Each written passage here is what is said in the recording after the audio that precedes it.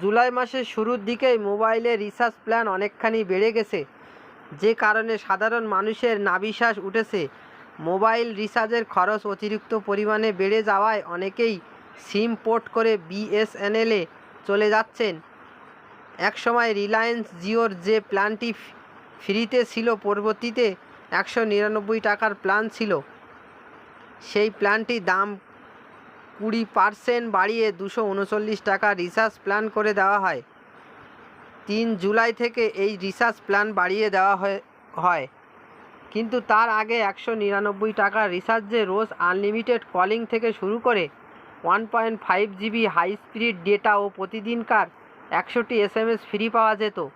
এছাড়া যেদিন থেকে 5G পরিষেবা লঞ্চ হয়, সেদিন থেকে সকল প্ল্যানে আনলিমিটেড 5G দেওয়া হচ্ছিল।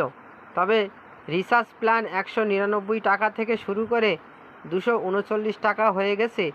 এছাড়াও কেউ যদি বেশি ডেটা নাও ব্যবহার করে, তবু তাকে ন্যূনতম 189 টাকার রিচার্জ করতে হবে 28 দিনের প্ল্যানের জন্য। এই টেলিকম সংস্থাগুলির রিচার্জ প্ল্যান বেড়ে যাওয়ার পর থেকেই দিন দিন বিএসএনএলে পোর্ট করার সংখ্যা বেড়ে চলেছে। তাই গ্রাহকদেরকে নিজেদের দিকে ফেরাতে আবার নতুন রিচার্জ প্ল্যান করল জিও, এয়ারটেল ও ভিআইয়ের মতো টেলিকম কোম্পানিগুলি নিজেদের রিচার্জের দাম বাড়ালেও বিএসএনএল 1 টাকাও দাম বাড়ায়নি। তাই মানুষ নিজেদের পকেট বাঁচাতে বিএসএনএলে পোর্ট করছিলেন। গ্রাহকদের নিজেদের দিকে টানতে আবারও জিও 199 টাকার নতুন রিচার্জ প্ল্যান লঞ্চ করলো। আগের মতোই 199 টাকা রিচার্জ করলে 1.5 GB high speed data, unlimited calling ও 100 SMS পাওয়া যাবে।